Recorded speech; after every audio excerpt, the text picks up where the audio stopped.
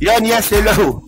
So, kamusta po mga ka-Streetwise? So, magandang gabi, magandang hapon, magandang umaga, magandang tanghali sa mga sulok ng mundo. Ako po si Takeru Miyamoto at welcome po sa aking munting channel. At syempre po mga kababayan, kamusta po kayong lahat at sana po ay nasa mabuti po kayong kalagayan. So, yun nga mga ka-Streetwise, no? So, pag-usapan ngayon natin itong ina-attitude ni Sara Duterte ngayong Holy Week. And actually, para sa akin, napaka-alarming po nito kasi lumalabas po dito na pag si Sara Duterte po naging presidente at malamang dun, ayun din naman po yung way na tatahakin niya eh. Di ba? Pag si Sara Duterte naging presidente, siya daw po ay gagante. Doon daw po sa mga taong gumawa ng hindi maganda sa kanila.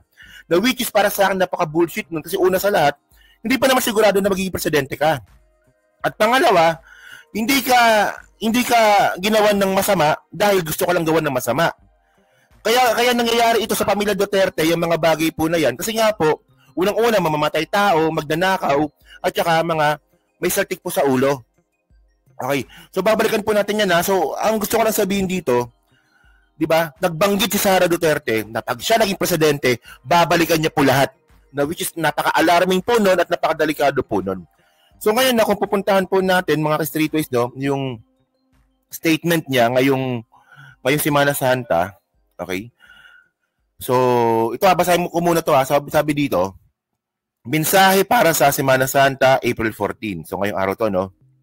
So, buti na lang mga kababayan, no? Hindi na po siya tanga.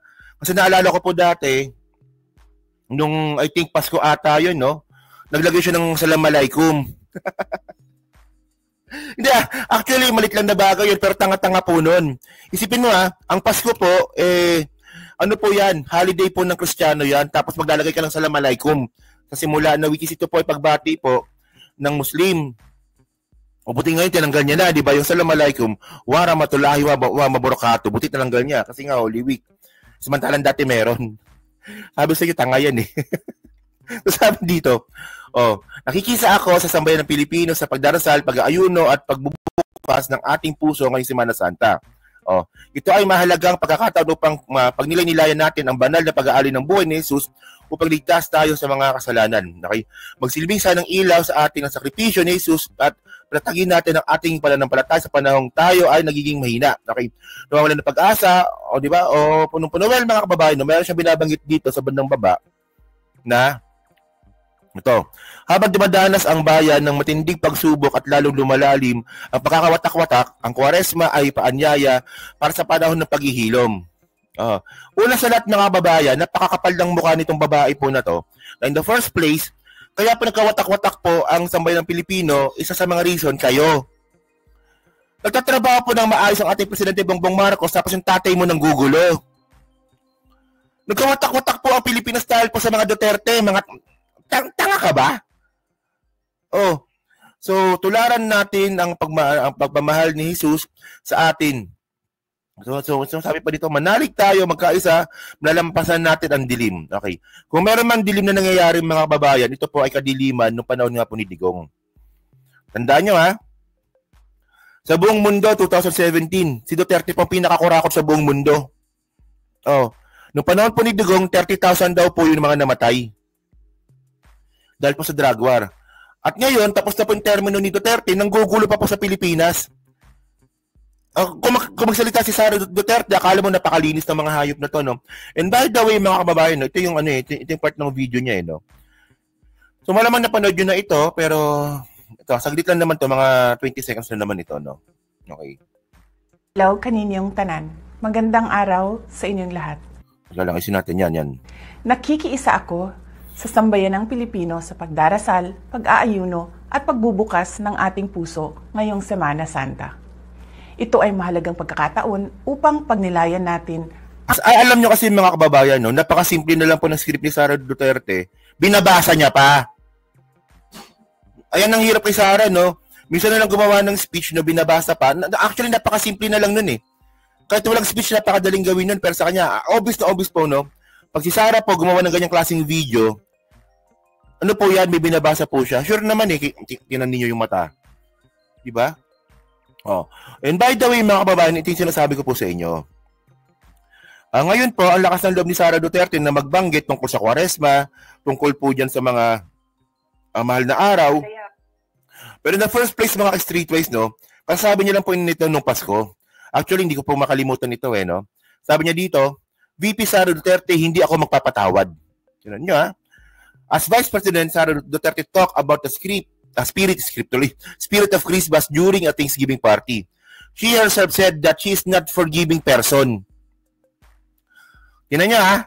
Sabi ni Sara, hindi daw po siya mapagpatawad na tao. Alam niyo kung anong gusto kong ipunto dito?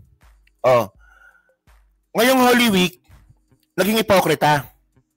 Nagbigay ng message, pero in the beginning, sila naman pala talaga ang kadiliman sa Pilipinas. Tapos ng Pasko, nagbanggit na naman ng about sa forgiveness, pero hindi naman pala siya magpapatawad. Baliw nga ito. Ito actually may video tayo dito, no? Panoorin nyo to. Tinan nyo to. Saan na ba yan? Ito. Tinan nyo. Mensahe sa Kapaskuhan. Wait. Isa pa. Okay, game. Ito. Mensahe sa Kapaskuhan. Marami po sa ating mga Katoliko na mga kapatid ay naghahanda na po sa panahon ng Pasko. Ang Pasko po ay panahon ng pagpapatawad, pagmamahalan, at pagbibigay. Forgiving, giving, and loving. Lagi ko pong sinasabi. Actually, kamukha niya talaga si Fiona, no? Fiona. Na depende po yan sa tao. Pero dahil ako ay Vice President, kailangan ko sabihin sa inyo na yan po ang mensahe at diwa ng Pasko. Pero po ako, hindi po talaga ako magpapatawad. Tama, di ba? Putang inan to, no? Hindi mo na nga dapat sinabi, pinagmalaki mo pa. So hindi ka mag-kasi. Tuloy natin. Pero kailangan ko... Bobo talaga to, no? Pinalakpakan niyo yun. Basta DDS po talaga tanga, pinalakpakan niya yon. Hindi siya magpapatawad. Politiko ka. Parte ng trabaho ng politiko is makriticize ka. At kung meron kang ginawang pagnanakaw, di ba kakasuhan ka at ipapa-impeach ka?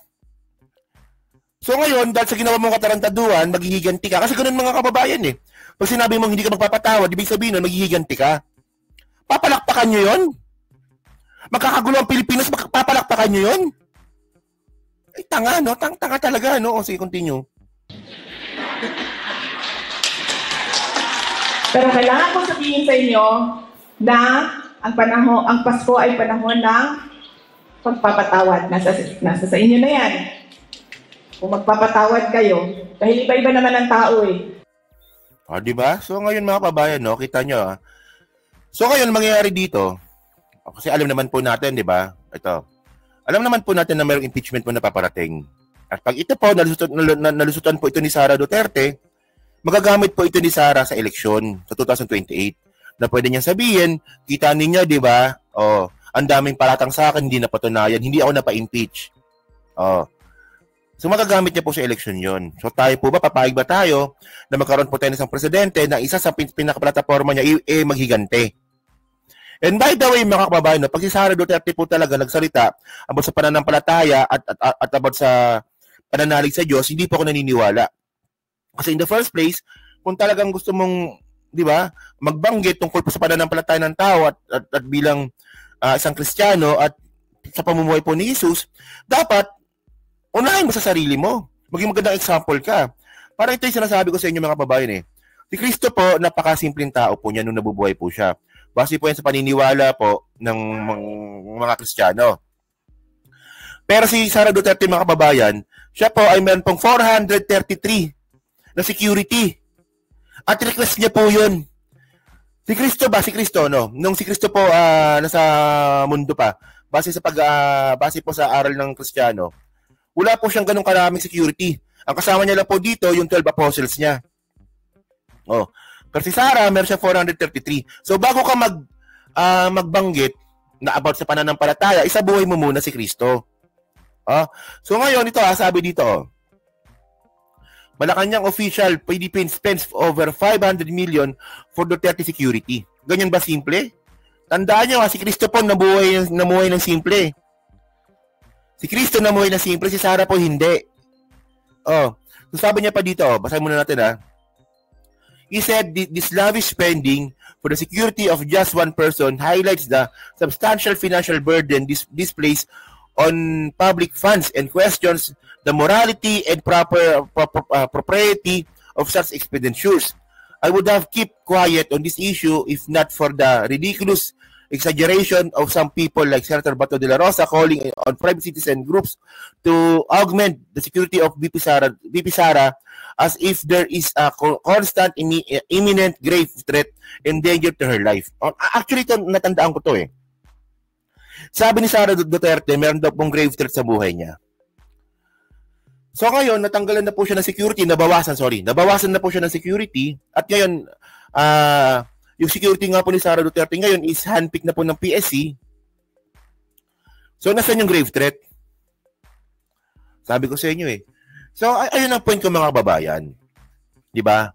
May mga binabanggit po si Sara Duterte na minsan po nakakalimutan natin, pero napaka-alarming po nito. Diba? Kung hindi pa nagmahal na araw ngayon at nag-speech siya ng ganyan, hindi ko pa po maalala na si Sara Duterte pala, may plano po talagang maghigante doon po sa mga tao na sinasabi niya nga daw po na gumawa na hindi maganda sa kanila. O, sabi sa inyo, baliktad ng utak ng mga to eh. O, diba? So, yun mga streetwise, no? So, kayo po, no? Ano masasabi nyo nga po dito? So, kayo po ba, naniniwala ba kayo? Base po sa speech ni Sara Duterte, ha? Kayo po ba, naniniwala po ba kayo na si Sara Duterte itatakbong presidente? Kaya nga importante mga kababayan, no, na dapat po talaga may impeach si Sara. Di ba? At kung siya pa magiging presidente, base po dito sa mga video po na pinakita natin, naniniwala po ba kayo na siya po ay maghihigante? Kasi sinabi niya na rin eh. Di ba? So yun, nasa comment na po sa baba at binabasa ko pong lahat yan. At syempre, dyan din po sa Team Replay, syempre, pa-like, pa-subscribe. Kung hindi naman kalabisan, pa-share na rin po ng video po na to. So thank you mga ka-streetwise na. So kita na lang ulit tayo sa susunod nating content. So thank you, salamat, and bye-bye.